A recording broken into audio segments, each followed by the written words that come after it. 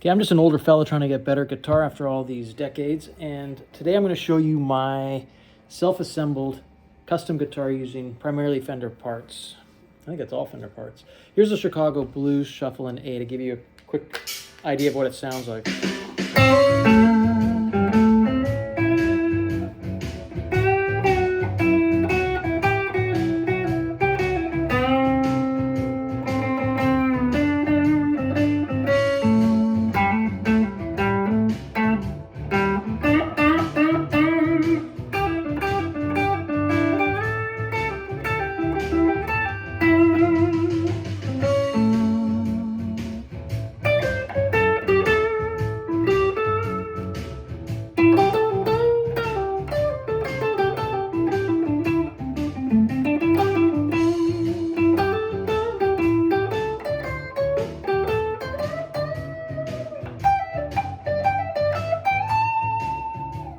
Here's the bridge.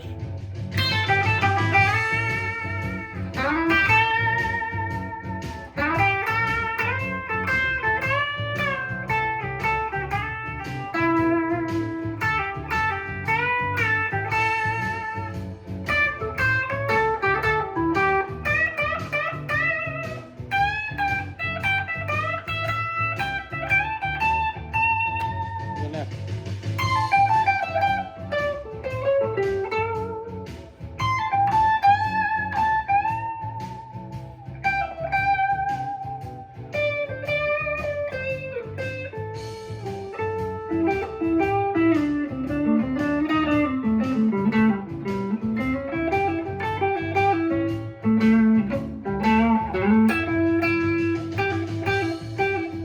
Okay, so let's turn that on. So what we have here is a guitar that I assembled myself, and I bought the parts online. And the guitar, a custom shop guitar from Fender on the low end can be like $3,000, okay?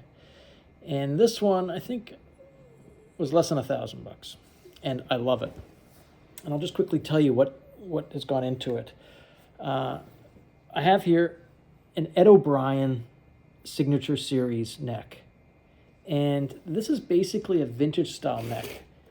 Fender calls this a 1056 profile, which means it's like a, I don't know, like a late 1956 style. I guess they had a sample from that era, and it kind of matches this. So it's a V shape here. I think they call it a soft V here.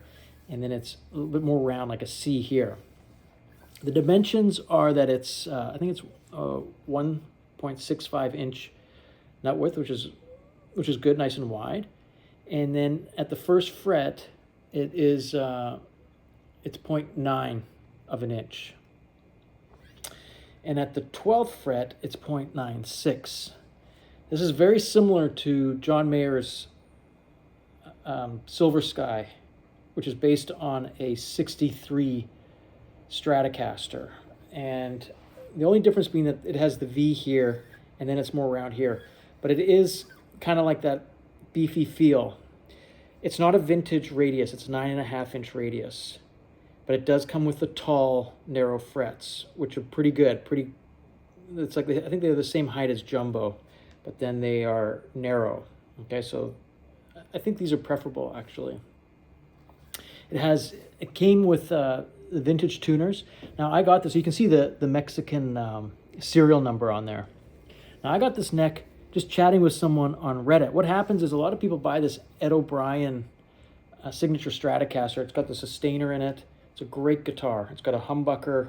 It's got like a single coil sized humbucker in the bridge, and then it's got the sustainer, and then it's got a Texas Special in the middle. Super versatile guitar. You can control feedback with it. And a lot of people like that guitar, but they find the neck too chunky. So they replace the neck. So you can actually find these necks. And I was just chatting with someone on Reddit about their guitar, about the Ed O'Brien Signature Series guitar, and they mentioned that they didn't like the neck. I said, well, I'll buy it from you. And they said, sure. So I paid $300 for this neck with the tuners, which is a steal, okay? And I'm telling you, the Fender Custom Shop uses the 1056 neck on many of their 54s, 55s, 56s, and even some 57s.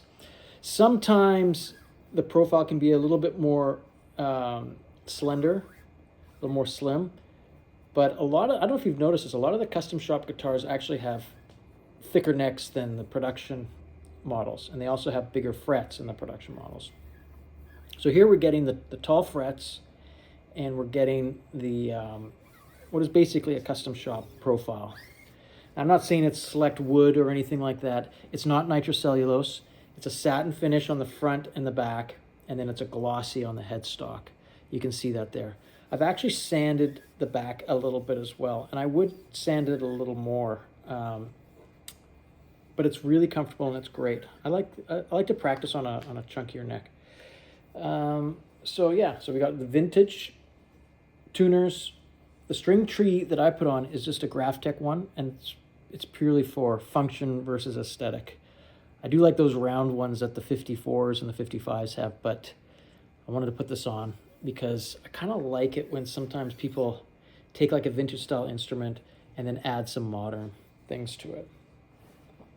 The body is a Mexican-made, road-worn 50s body. I got it from eBay, and again, this was like $300. These have some sort of either nitrocellulose finish or like some kind of an acrylic or something that mimics a nitrocellulose finish, and it comes with part of the finish worn and even like sort of damaged a little bit. Now, this is done with like a computer program, so every single one of these is going to look the exact same. The wear is going to be the exact same. The wood grain, however, will be different. What I like about these, I think this one's like a 2009. The series started in 2009, and I think to like 2020, and then they started calling them Ventiras. Anyway, this was like a road-worn, a 50s road-worn with the nitrocellulose finish, and I got the body for I think $300. And what I like about these particular ones is that it's a pretty dark sunburst. It's pretty unique looking. It's got a lot of black in it, and it looks pretty cool, especially in person. Like it's really black up to the pick guard. Then it came with a single ply 50s pick guard, but I bought this black single ply pick guard, and I love it. Okay, so if you wanted a black pick guard in the 50s, this is what you would have had. It's not the 3-ply one with the white layer in there. And then the pickups are Fat 50s pickups. I bought it as a set with a harness. It's got I think it's called a no load second tone, and the tone is connected to the bridge pickup. Super versatile, really great. And that's about it. I mean, the bridge is a vintage style bridge. I think this might have been one I got on eBay that was from a Japanese, like a 90s or late 80s Japanese guitar. So it's vintage style bridge. I can't remember if I replaced this or if this is how it came, but this is a pretty decent block. It's either steel or aluminum or something, I'm not sure. Anyway, this guitar is great. I think you heard it. It sounds pretty good. The body's alder, neck is maple. What else can you ask for, you know? The nut is some sort of synthetic nut they put on the Ed O'Brien Strat, you know? Maybe I'll put a bone nut at some point. I'm assuming maybe it's Graphtec. I don't know how to determine that, but if it's Graphtec, I'd leave it. I like Graphtec.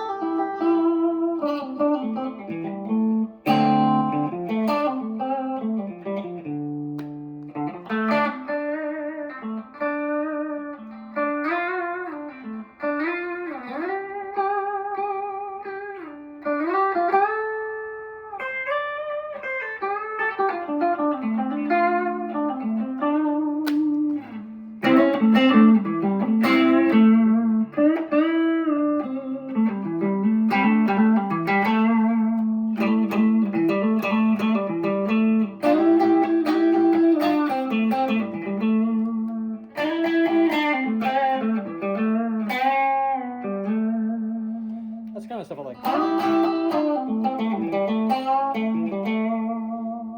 I love the sound of Fender single coils. And let's be honest, the Fat 50s are really, you can't go wrong with them. They're great.